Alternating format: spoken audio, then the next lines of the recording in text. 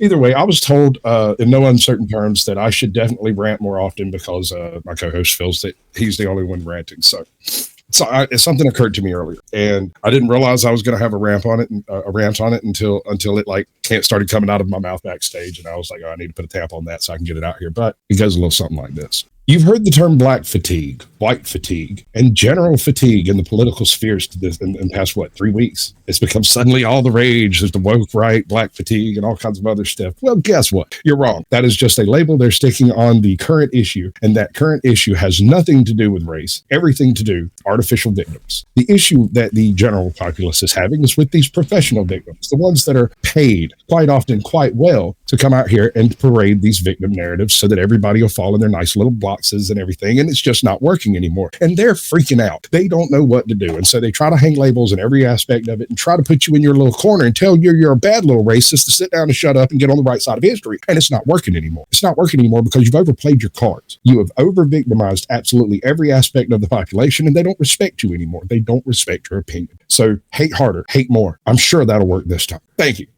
I needed that. I wanted that rant to go for like 10 more minutes, personally. I can't speak for anyone else, but I was just really starting to get into that. I might not be done. There might be another soliloquy on that if I happen to trigger. And I think I speak for the entire audience when I say more rants out of you, my friend. We'll see. We'll see. I don't know. Things don't generally anger me. But one of the things that does is when people misuse words in a malicious way. Propaganda is one of those things that bothers me. This reeks of propaganda. The invention of slots in places to put people that don't fit anymore. They don't fit. They don't fit because they're not woke, or they are woke, and maybe they're right wing, but they're woke, or they're left wing and not woke. And none of these people fit in any of the boxes that currently exist. So they're having to create new boxes. And one of the concepts that has broken my freaking brain is black fatigue. As I understand it, and I might be wrong, I've watched quite a few videos on it the past couple of days, not intentionally. It just keeps coming up while I'm over here cooking or barbecuing a chicken or whatever else I'm doing. And my phone's sitting over yonder, and I don't want to get the barbecue fingers on the phone. And I'm like, I don't want to hear this because this is all just moronic propaganda. Black fatigue. Apparently, it's not just for white folks now. Apparently, black people are having this particular issue with black people, and it's the most hilarious thing I've ever seen. Because used to, whenever you'd have one of these people pop up and start waxing philosophical about exactly what it is that bothers them with modern America, inevitably they would get the usual tropes of Uncle Tom and all kinds of other derogatory stuff thrown at them. And while that's still happening, they don't care, bro. They don't care. I don't care. You don't care. Nobody cares what you call people anymore, and the word racist no longer has the punch you used to use it for. Hate harder. And it seems pretty clear that the term black fatigue has been coined by black people themselves. Black people who are sick and tired of seeing other black people act like the defining characteristic of black people should be victimization. And I wouldn't want to see my own people doing that either. I mean, how could you not get sick of that? But that is what, I don't want to say plantation owners, but let's say paternalistic liberal whites. That's exactly the kind of world they want to live in. They want to watch videos of black people talking about what victims they are, because that makes them feel virtuous about themselves. That makes them. I'm done. My entire point about the whole thing, though, is that it's not just black people. It has nothing to do with race. It has to do with the exhaustion of the victim narrative. Right, and I was talking specifically about the coining of the term, which was as far as I meant my meaning to extend. Go ahead. Yeah, sure, and I can see that. But the victim narrative has been so overplayed. Like, you cannot come into a space, utterly dominate that space while crowd bullying your way through the entire process.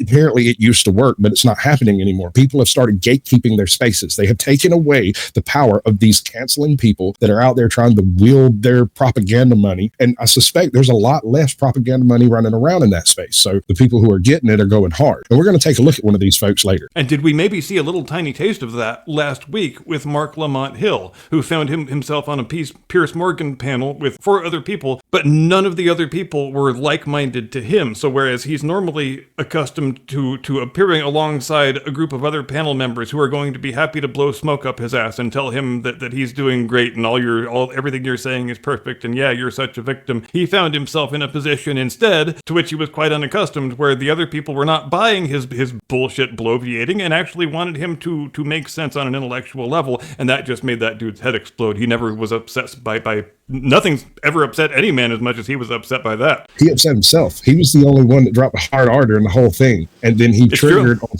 not saying it. Someone asking someone to say it. Now, what would have happened if Pierce had turned and looked at him and asked him to say it? You reckon he would have had an issue with that? He would have invented a very tortuous explanation for why he wasn't going to say the word. That would be my guess. What would your guess be? I think he would have exploded just the same way he had planned to. He'd already been muzzle loaded up with all the gizmo. He was fixing to do it right. Yeah, that was the whole point of the exercise of him doing the appearance, was that so he could have that big performative orgasm of rage. And that's so much of what everything on television is anymore now. Sorry. It's go gadget outrage. Yes. Yeah. I couldn't have put it any better. What's the youngest gang member you ever heard of? 9? Yeah. All right. What if I could show you evidence of a 7-year-old gang member holding down a corner somewhere in Arizona with actual firearms? I would say, show me the money. All right, here we go, bro. It's all like Donkey Kong, let me tell you. So this is Mr. Colin Noir. That is an unfortunate pause face. Let me fix that. That's not much better. Hell is going. Okay, that'll do. I don't want to do my man dirty. This is Colin Noir. Homeboy has been doing more or less Second Amendment type content on YouTube for the past, 8 years or so. He's been around for a while, and he's covered a lot of stories. And I don't usually pick out of his basket because he covers the same stories everybody else covers, but from a Second Amendment perspective. And he doesn't seem to have a whole lot of woke stuff running around in his channel. And so it's a decent place to go and look for Second Amendment information. I just loved his breakdown of this whole situation. So I'm gonna let my man explain it to you, and then we'll get to the meat and drink of this whole thing. This is not funny. There's nothing humorous about this, but I am going to make jokes because my little homies are holding it down. They're out there working that street corner like professionals, man. And we're not going to say they're better than female cops. I am a little upset. We would never say something like that. I'm a little upset that he's got a high standard out there. Well, of course they're wearing Minecraft and Star Wars pajamas, because what little kid wouldn't be? Sure, makes sense. I'm just so curious about the fallout on this. This is going to be interesting. Thank goodness. As an observation, and I hate to be that guy, but his actual positioning and stance was almost flawless. Somebody's taught that kid to shoot. He wasn't just repeating what he saw on TV. He actually spoke up. I would call it disturbingly flawless. Where does he learn that behavior? All right. I think we are all happy that the boys got out unscathed for the most part. I imagine they probably have a pretty nasty bruise or so. They probably weren't gentle with them, not like, little babes in the cradle, but, they're alive. They weren't magged up on by an entire SWAT team. But the parents have got some splaining to do. Lucy got some splaining to do, bro. Like, that's true. That's true. I want to know what the fallout on all this is going to be. You will not hear one word about that story in the mainstream fake news media. I don't think there's any angle they can play that through to make it a story of white racism. Tell me the gun was white. Yeah, maybe that's it. That's too easy. It's low-hanging fruit. This is what I mean by people getting sick and tired of the victimhood narrative. Homie's not even entertaining it a little bit. That is the most ridiculous concept in his mind. You cannot victimize someone with a pistol. It is very difficult. And if you've been out there 50 times already, what the hell do you think is going to happen on time number 51? Oh, rainbows and unicorns and little sparkly farts. Yeah. No, Bluetooth hole puncher every time. All right. To me, that's the tagline, bro. That you don't even need no more meat and drink on that problem to see the problem right out the gate. And let's come right out and say it. A 9-year-old and a 7-year-old, they're old enough to start learning about handling firearms. If that's the kind of household they're gonna be, they are perfectly old enough to start learning about gun safety and how to respect a firearm and what you do and what you don't do. But that's not what we see here. We just see the emulation of either action movies or dad and dad's friends. We don't see any actual instruction here, or what one might call parenting. Well, if you take a really close look at the video, you find that both of these children are operating with excellent trigger discipline. Not one time until he points that gun, he squares up and points the firearm, does the finger go inside the finger guard that I can see. Now, it's a potato footage, I get that. But when you can see the trigger guard, they're nowhere near the trigger. They know how to handle a firearm, and they're more or less doing it correctly, except for when they're muzzle flashing each other, kept passing it back and forth and wrestling over and stuff. But even then, there's no discharge. There's nothing to imply that they were mishandling other than the wrestling itself. So the failed parenting thing enters the equation when, sure, they know how to hold it. They don't know when to hold it and when not to hold it, and when it's okay to brandish a firearm and when maybe it isn't, like when you're surrounded by half a dozen police officers. To be perfectly clear, it is never acceptable to brandish a firearm. That is against the law. if you are going to present your firearm in public and you take it out of the holster itself or out of your pocket and you show it to people, you need to shoot somebody, because if you shoot somebody, you're not going to be charged with brandishing. It's a fair point. I'm just saying, if you don't shoot anyone, you're almost certainly going to be charged with brandishing. And if you shoot at someone and miss, you're probably going to be charged with reckless discharge and attempted murder and all kinds of other stuff. But if you shoot them right where you meant to, you can skip all those other charges and go straight to the head of the line with a murder 101, bro. Lawyer Squatch has just solved your legal problem for you. Yeah, just be careful out there. It's a tough neighborhood. So, I mean, what do we do about this? How do we rectify the situation where children are running around? I mean, what about the kids, dude? What about the children? Ain't that the cry? Ain't that what everybody says? Well, here we have a case, I think, of children just mirroring the behavior they see from the adults in their lives without really any understanding of whether it's good or bad or proper or improper, which is ultimately is the difference between mirroring and parenting. Because in parenting, there's a big component of do what I say, not what I do. You might see daddy brandishing his firearm like this, but damn it, son, you don't do that too. Well, it's the same thing when it comes to drinking, right? Right. Exactly. Yeah, there's certainly been a breakdown in education in this household. I don't think anybody would disagree with that point. So yeah, that's the story. I don't think I need him to scream at us anymore to make it any more of a point. I mean, it's a bad parenting situation, and I don't care what color, race, creed, or religion, ethnicity the children are. Bad parenting. It's a thing that if you're a parent, it makes you sick to your stomach to see kids doing something like that when they're old enough to have been taught everything that is bad about what they're doing. I mean, very, very basic bedrock parenting stuff, like don't brandish a firearm in the presence of the police. You know, that's kindergarten level stuff, you might say. The other video I come across that was commenting on it didn't go nearly so hard, and basically got the topic off point. They were basically saying that the laws weren't stringent enough to enforce the proper storage and whatnot of firearms, and that's how they got a hold to them. I haven't been able to find anything on how they actually got. That's why I'm waiting for the fallout on all of this. So I think it's going to be an interesting thing to look back on in a couple of weeks when we get a little bit more detail out of it. But it's perfectly natural that people of a certain ideological bent would default to that. Well, this is a law. We just haven't made the right laws because they never want to default to personal accountability and raising your children properly. They want to make everything into a law problem. If we see a problem, it's because we don't have the right law. We just need to make a new law that makes that exact thing not happen. And that's what people do when they are big government buffoons, isn't it? Exactly. And there's not a government agency out there that doesn't need more funding next year. They'll obviously find more of the stuff that they need to do in order to justify their more funding, right? Hey, remember when AOC told us if we got rid of the police, every place would look like the suburbs? That quote sure hasn't aged very well. Like milk. Oh my Lord. I'd forgotten about that. You're right. But I didn't forget about her going to the chain link fence and crying at a place that wasn't even doing the thing. One of the great political stunts of the 21st century, I would submit. It's a bold move, flying halfway across the country to cry over an empty parking lot. But our girl AOC, she is a bold gal, by God. She did it.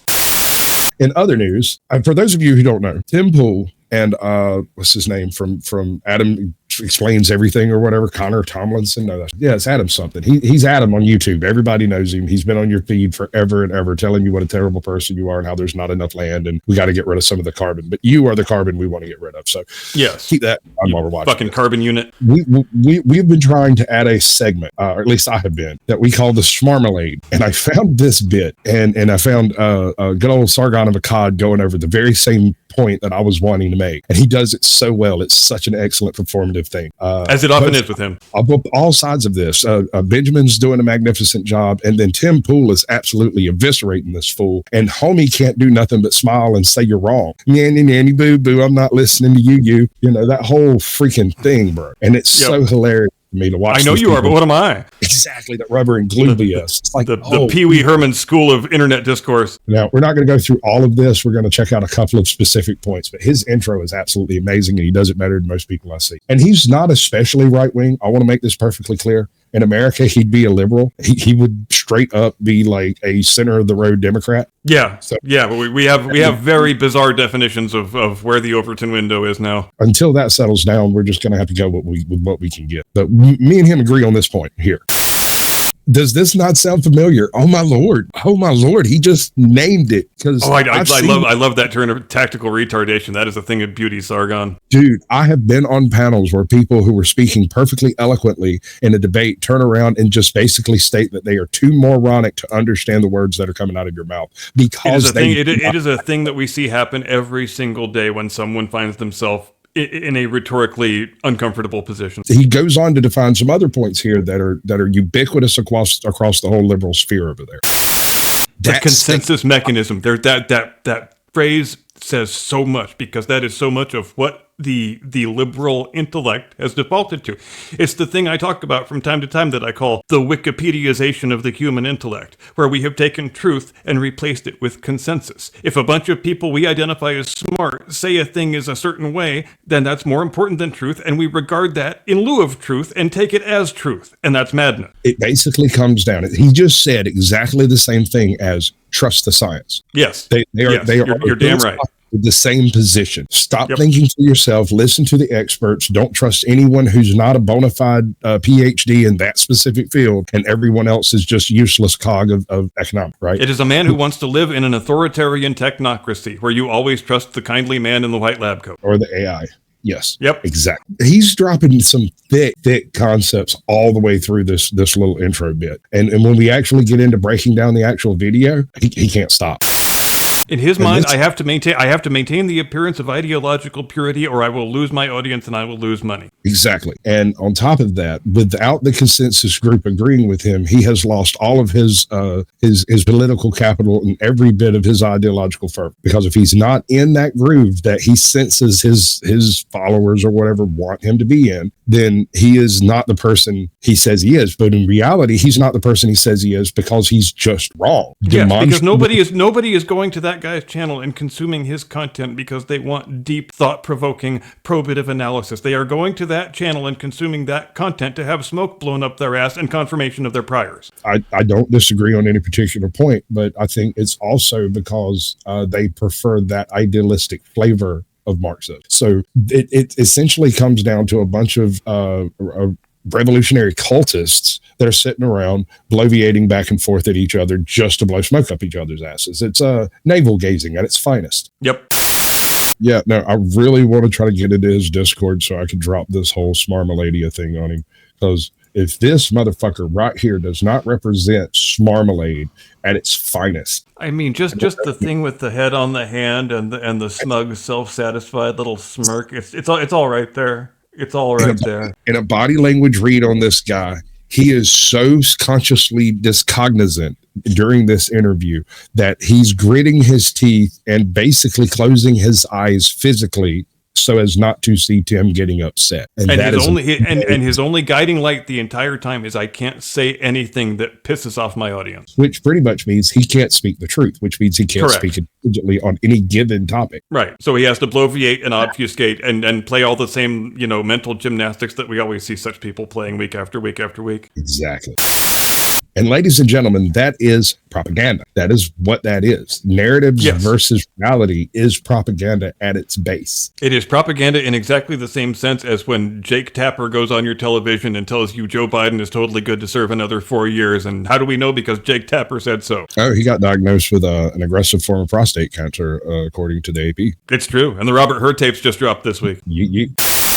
Okay, so that's one of the things that weirds me out about this whole thing. He's rolling this propaganda out not to convince the right or to convince new voters to join his side, but rather to placate the voters that he's already got under his wing. Yes, that's exactly right. There's zero space for growth in that. That's one point that I can actually throw Gavin Newsom a bone on, is he's at least getting outside of his box a little bit with what he's been doing the past month or two. Is he still doing his little podcast? I never heard about it after the first couple of installments. I haven't heard anything recently. I meant to go check it out and see what he had been doing, but it got subsumed under, I just love how he named the show after himself. What did he name it? This is Gavin Newsom. Not this is the governor of California, which you might expect a man to say who was operating in his official capacity, but this is Gavin Newsom. I want him to have the Duchess of Sussex on there. What an interview that would be. Right. Harry and Meghan both. Harry and Meghan versus Gavin. Right. The self-delusion Olympics. Sorry. This is Tim Pool's, they're halfway through the interview. They've already been talking, I think, for like 45 minutes or so. And they've gotten to a point where Tim has asked a question. I'll let it play out. It's easier to understand when you see it happen. Notice how he closes his eyes to say that. I was just going to say the same. He is leaning as far away as he can, not maintaining eye contact. He clearly is quite embarrassed over what he finds himself having to say at the moment. And it's written all over his face and his body language, isn't it? Yeah. He's wearing it right on his face. Yep. It's essentially selective memory. You choose to remember the headlines and not the actual stories. You choose to remember what's on the big screen and not what actually happened. And it must be an exhausting way to live. It strikes me as not unlike a man who's a serial philanderer, who has three different girlfriends in 3 different towns, and he's got to keep all the lies straight constantly, and he's got to keep track of which lie I told to this one and which lie I told to that one. And that's what this is like, because you were just trying to present a version of yourself that confirms the priors that your audience already has that caused them to come and start consuming your content in the first place. So you just have to keep shoveling that slop into their face holes, because that's all they want from you. They want you to keep shoveling that slop into their face holes. They didn't come here for you to make them think about things. They don't want to think. They want to be told they're right, and they want you to tell them they're right, and that's the whole reason why you exist. And it has to be just absolutely an exhausting way to live. Absolutely. And I can't see how anybody could stand in the face of such cognitive dissonance. And you see him slowly start to melt down over here, realizing he's made a horrible error. He feels, and here's the funny thing, Tim Pool is as far left as a right-winger can get. He's so far left that he's not a right-winger, people. If anything, he's a fence sitter. So it was not all that long ago that I had never once heard anyone call Tim Pool a right-winger. Yeah, no. It was probably only a few years ago. I mean, that's been a very, very recent development. Yeah, ever since he started like triggering into that Civil War algorithm, and that's when everybody just decided he was some form of revolutionary dissident or something. He was just Tim Pool was still a low information Democrat voter as recently as Elon Musk was still a low information Democrat voter. Right. Which is literal evidence of the pendulum swinging. Yes. Remember when Elon Musk was on Joe Rogan's show smoking a fucking joint talking about how he voted for Joe Biden? Nobody hated his cars then, but they sure do now. That was a blunt, sir. I stand corrected. For journalistic integrity. Right. We pick and choose our narratives we want to go with based on the people that we accept those narratives from. And if you simply there's such a little tiny limited slice of the world that we're willing to listen to, and it's only the slice that confirms our priors, and everything else after that, like the rest of that Donald Trump quote that's not convenient to me thinking the orange man is bad, I'm going to pretend I never heard that, and I'm going to memory hole it and forget it until the end of frickin' time. When Tim Pool starts cussing, things have gotten bad. Man. And I find it funny that he went to Snopes. He went to Snopes specifically because this is the one rag that Adam can't look at and go, oh, well, that's just some right-wing chicanery, right? Exactly. That's exactly why he did it. Even these left-wing psychopaths say you're wrong, Adam. Right? Bingo. Just keep coming back to my channel for that sweet, sweet validation, ladies and gentlemen. That's all that matters. You hate Trump? I do too. Let's hate together. What a coincidence. Let's hate the bad orange man together. It'll be great. It is unadulterated, and the people who do it get addicted to it like freaking smack, bro. It's amazing. Oh, I know. And I spend more and more time wondering about what life is going to be like for those people, because Trump is going to be gone a few years from now. He is going to shuffle off the political stage, and a lot of people are going to have to reckon with the fact that they spent a period of years, upwards of a decade, hating this man unconditionally, just reviling him day after day after day, finding new ways to hate him and new ways to revile him. And what benefit did you gain from it exactly? Ever? Any? No, of course there wasn't any benefit, but you did it anyway because somehow it made you feel good about yourself, and that's a problem. There is a benefit. They get validation from their cult. That's their benefit. Yeah, if you're a fake content creator, then obviously you have a profit motive in the whole thing. That too. There is money involved. And that is exactly what homie does. He falls back to a position of an absolute ignorance, willful ignorance, and unwilling to expand one's horizons. Not only do I not know, I don't want to know. You know who else we often see this from is Bill Maher. Whenever he goes and does an interview with someone, with an interlocutor who is even just a tiny bit not ideologically aligned with him, the Megyn Kelly interview from last year is the one that comes to mind. That, his whole argument is just the very narrow anti-Trump orange mad bad version of the world that he sees to view, and then she comes back with, but Bill, that's not true, because that's not the whole quote, and here's the whole context, and when when that happens to him, he just wilts like a flower immediately every single time. Just rolls over and looks away. Out, fine, whatever. Next subject, have it your way. Never even remotely tries to argue and vindicate his own position that he has just put out there, because he has just realized that his position is nonsense and it's ignorant and he's a buffoon and he's just been made a fool of. He's a clown. He Yes. performed. I mean, I'll make the argument that I'm a clown. I perform exactly on order. When the performance is required, I perform, right? We are both song and dance men, nothing else. Very little else. I do put a little bit of effort into the shows. I do try to do some background work on some of it, and most of it, I just plug straight off the top of the headlines like every other YouTuber in existence, and I make no excuses for that. But here's the difference. You and I have no investment, emotional, professional, or otherwise, in what reality is. You and I are both perfectly willing to see reality as we perceive it and say, hey, that's reality as I perceive it. Neither of us is trying to confirm the priors of our audience and blow smoke up their ass in the desperate hope that they're going to keep coming back and giving us a few pennies in the hat. That's the difference between people like us and people like this jackass. Yeah, no, I guess that's very well said, actually. I guess you've thought about that before. There's a lot of this all the way through this entire, I wouldn't even call it a debate. It was more of an interview in which one side refused to engage and the other side tried to present facts and accepted doctrine that's somewhere between here and there from sources that he would accept. And he basically just goes, well, I can't read anymore. Yeah, and here's the other thing for people like Adam. You are so invested in making the crux of your worldview, building them around such stupid, totally insignificant things, ultimately. Like, what actual difference does it make if so you're hanging your whole worldview on the idea that one day in 2017 Trump just randomly said that neo-Nazis were very fine people? That's the best argument you have for why Trump is neo-Nazi adjacent? Because I feel like that's not a very good argument for why Trump is neo-Nazi adjacent. We got a new one, and it has to do with white South Africans. Oh yes, we do. Oh God, man, that was a mask off moment if we ever saw one. Dude, like I said, it has broken the entire media cycle. You cannot, with any level of cognitive integrity, look at a group of refugees who are obviously refugees, for all intents and purposes have accomplished what would otherwise be impossible in a perfectly legal fashion, and they can't accept them. And there's only one reason why. And where, I mean, just aside from the obvious racism, where is your self-awareness?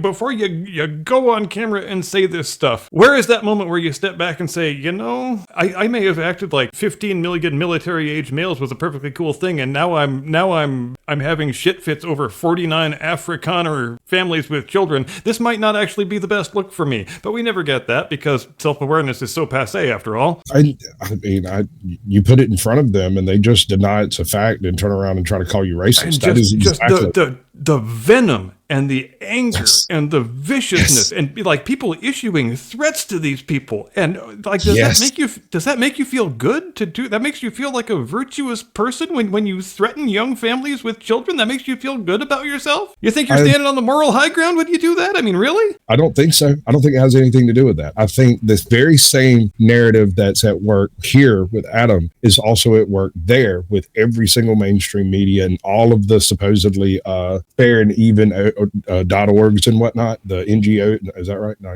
yeah, NGOs. All of those people are supposed to be colorblind essentially, but they just don't notice an entire stadium of people screaming for the death of a particular group that happen to have their own ethnicity. That they are completely blind to. But some shit going on in the Congo, we're going to have to get all those people out of there. That is our problem alone, our problem immediately. We have to solve that problem. And these are exactly the same type of blinders that are being used across both sides. And that's why I'm saying it's not a matter of black fatigue. It's a matter of false victimhood fatigue. People are so tired of other people utilizing their identity as their only victim narrative and the only narrative that's permissible in their space that nobody cares anymore. And often indeed, the only prism through which we are allowed to discuss anything is the victimhood prism. And right. How are people not supposed to be sick of that when it is such an act of hostility toward the human intellect? Oh, come on, Adam. Come on, Adam. Oh, fucking Adam. That's what I'm saying. And that is exactly the same type of crap that you're seeing in every single feature of the left currently. This is why the left is losing. This is why if a Tim Pool interview goes this badly for you, you've got fairly serious problems, dude. Foundational problems is what I would say. It's not like Tim Pool is a hard-hitting investigative reporter. He maybe just wants you to bring one or two receipts and be prepared to justify what you're saying in something resembling a cogent manner. But you can't even do that because you're a buffoon. Absolutely.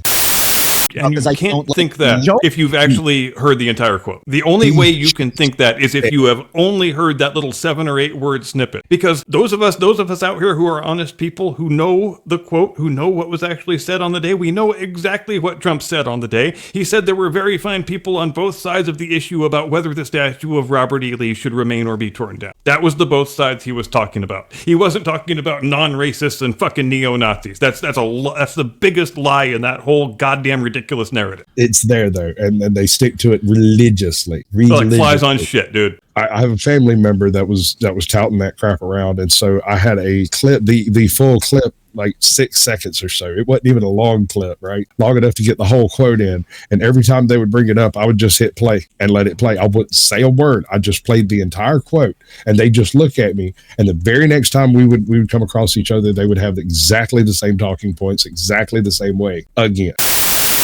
So the most important part of all this, in my opinion, is nothing less than Tim Pool actually losing the cheese off his cracker for a few seconds. And it was for such in a way that he very rarely does. But yeah, no, he doesn't do that. That's not something. I mean, if there were more clips of that, like a Tim Pool being like that, he would be an even bigger YouTuber than he already is. Yeah, he does not get that animated unless you have done something to earn it. And this guy did. Absolutely. I mean, I got a couple of friends that just plead absolute moronity on virtually any subject. They refuse to like engage. What is this? Trump's full statement. Oh, it's the full Charlottesville statement. In the foyer of the Charlottesville courthouse, if I remember right. Or no, actually, it's live from New York. And that's already a completely dishonest banner that they've got on the bottom of the screen, because he never says that. It's very selectively cherry picked to make a specific narrative, and oh yeah, there are vast stretches of that statement that you have to ignore in order to make it in your mind amount to Trump said neo-Nazis are awesome.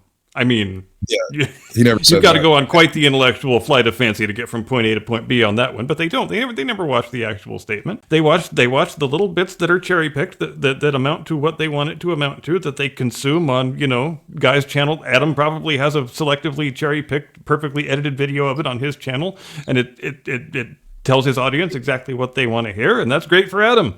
But it's not the actual reality. And what was Trump trying to do there, except what a president should do? He was trying to stay above the dispute and say that I recognize there are very strong passions on both sides. I don't approve of the fact that people were harmed and killed, and he admittedly, he could have phrased it a little more artfully, because he was talking about two sides previously, and then he switched into really talking about a different two sides from the two sides that were engaged in violence to the two sides as far as the dispute about the statue goes. He didn't segue between the one and the other as well as he might have. The peaceful protesters versus the political dissidents, and there were two sides to that as well. And yes. Those are the ones that came to violence. Those are the ones that need to be put in check. And those are the ones that are creating the inflammatory headlines that you see. So, but as far as the actual statement about very fine people, he was saying there are very fine people who have an argument for taking the statue down, and there are very fine people on the other side who have a good argument for leaving the statue up. And that is exactly what a president should do. And if we had an honest, functioning press, that's the way it would have been reported. But we don't, so it wasn't. Right. So there you go. And we got 5 minutes left. What do we want to do with it? Well, that's a hell of a good question. Right. I could rant some more. You should rant some more. I want to hear more rants from you. I like your rants. All right.